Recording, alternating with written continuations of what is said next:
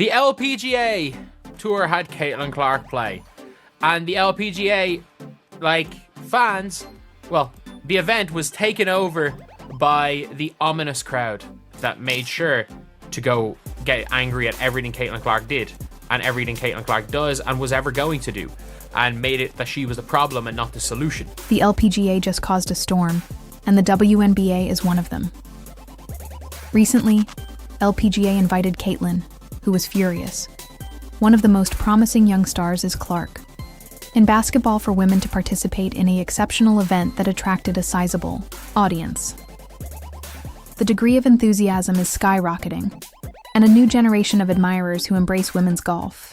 To the whole event, they saw how important it was that new fans were getting involved in golf, especially women's golf. The LPGA publicly praised Clark's presence, comprehending the amazing value she provides. But here's the twist: as the golf industry, the WNBA's response to her greeting has not been warm.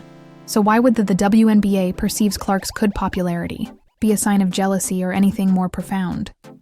Stay put, because this narrative delves deeply into a rivalry that will soon shift every aspect of women's sports. Because we know, in the WNBA, when it came to Caitlin Clark, it was a lot of we don't need you, and we were good before, and we don't like your fans, and this, that, and everything. The choice made by LPGA to bring Caitlin Clark. There were game-changer enthusiasts at their event. People of different ages and backgrounds arrived, but merely to see golf, but to capture a glimpse of Clark's fame. Unquestionably, she has unleashed a flood of new followers of the LPGA and women's sports. As soon as they saw it, they welcomed her with open arms, understanding that she isn't merely a beacon, but a star that is drawing new. The LPGA celebrated their sport. Her presence, while being aware of Caitlin, wasn't limited to playing basketball, but a draw for youthful audiences, many of whom might not have given women's golf prior to. They did everything they could to sabotage their own league. And yeah, it backfired. For me anyway, I think it's hard to argue that it didn't completely backfire for them, because Caitlin Clark is more popular than ever. What makes this circumstance even more? The manner in which LPGA players and fans reacted to the mood of the crowd felt electrified at the occasion. It was there for a historic purpose, rather than simply a typical golf competition. Everyone arrived early in anticipation of seeing Clark in action, and remained for a while after the occasion. Interacting with gamers and taking in the thrill that wasn't a one-time event boost, it indicates an increase in interest. That might raise the profile of women's sports everywhere. Nelly Korda and other LPGA stars publicly lauded Clark, referring to her as a welcome change of pace and acknowledging, "It was wonderful to see a new group of people," viewed Caitlin as an asset rather than a danger. Ally who might provide vitality and passion for the LPGA game realized that growing their fan base would be advantageous to all, but they weren't reluctant to grasp the disparity.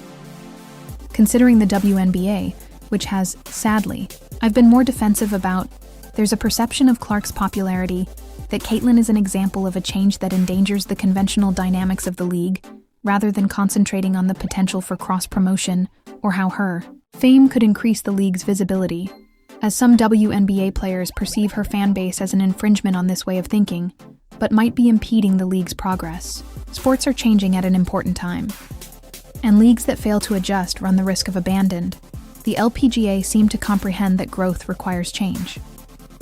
Although the WNBA seems hesitant, excessively guarded identity, but by refusing to acknowledge Clark's is the WNBA losing out on popularity, something that could be advantageous not just their league, but the larger picture of female athletics.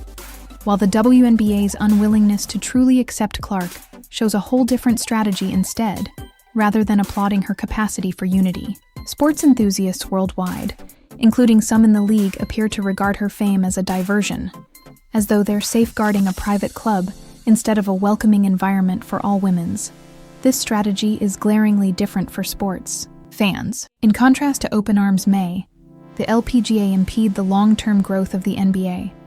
Today's fans seek out dynamic narratives, characters, and relationships across leagues.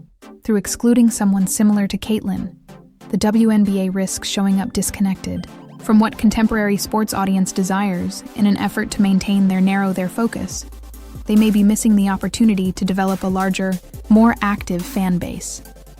The foundation of Caitlin Clark's popularity. So alluring is she genuine passion for whatever activity she's openly expressing support for women athletes from a variety of disciplines who emphasize the significance of solidarity and common success. Clark has said she regards for organizations such as the WNBA and her passion for advocating for women's imagine the whole sports world. If the WNBA had used this fervor, rather than ignoring the influence of Clark could have, raised the number of new fan sales of tickets, and granted the league an increase in visibility, but rather the league has responded cautiously. Almost contemptuous. This may be a significant WNBA wasted opportunity, one they may later regret. Rather than embracing Clark as a partner, they've produced tension inadvertently that's being public, which could cause resentment. The very fans. They are attempting to win over the disparity in methodology between the WNBA and LPGA provide a great example of flexibility. The LPGA saw Caitlin. The appearance of Clark represents an opportunity to develop attracting new audiences and taking advantage of a special opportunity. They recognize that women's athletics. Historically, fewer viewers get a lot from playing cross-league. The LPGA lacks unity and support, worried about the fans' whereabouts from which they're even more excited.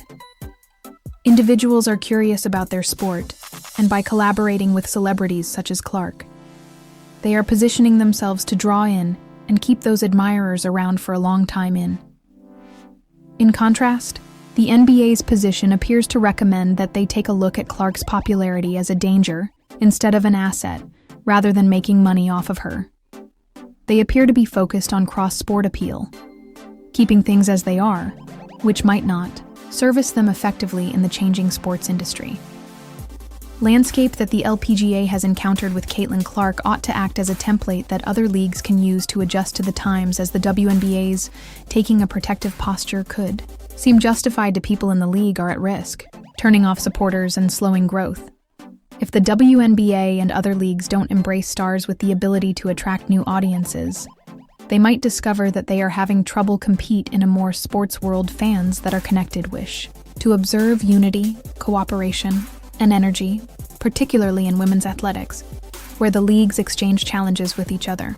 The LPGA's success in accepting Clark demonstrates that openness and growth go hand in hand, and because this concept has the potential to help everyone. Imagine women's sports if there were more leagues ready to adhere to it as Caitlin Clark's. The divide's influence keeps expanding between how the WNBA and the LPGA manage. She will probably become more well-known. Evidently, the LPGA is embracing Clark. Might result in a more widespread pattern of cooperation between women's sports leagues, a strategy that could raise. In the meantime, all of them, hesitancy could eventually limit its own reach by failing to take advantage of the chance to collaborate with a celebrity like Clark. There may be losing important fans and resources available. This isn't merely concerning a single individual or league. It's about women's sports prospects as a combined power. And if the WNBA doesn't adapt, it might end up observing as the star helps other leagues. Power. They decided to disregard the answer. To the popularity of Caitlin Clark has revealed a fundamental gap between leagues for women's sports, but the LPGA's approach exhibits flexibility and vision. The WNBA's response points to a more defensive, almost protective posture. It's unexpected to witness this type of conflict, particularly in a time when sports might gain a great deal from solidarity and mutual advancement. Caitlin Clark has demonstrated that she is more than just a fan. Favorite, but a sincere supporter of everyone. Female athletes' sincere affection for her magnetic personality in women's sports and her capacity to attract large crowds is indicative of a fantastic asset, not just to basketball, but in all sports she touches. Consider what if the WNBA had adopted a line from the LPGA, and the general public commemorated Clark's accomplishment. But what if they considered her to be a link between new viewers of their games? The possibility for a sport-to-sport crossover appeal. Basketball enthusiasts, golfers, and beyond might be enormous. And it's not only the focus of Caitlin's fan following she can inspire others to create a greater influence. educating young girls about women's among all sports. The WNBA could have accepted this position at this time. Themselves, in addition to Clark's narrative and leveraging her connections to increase their league's prominence instead, they've produced a sense of exclusivity that could finally backfire, leaving admirers and participants question why the league isn't more hospitable in the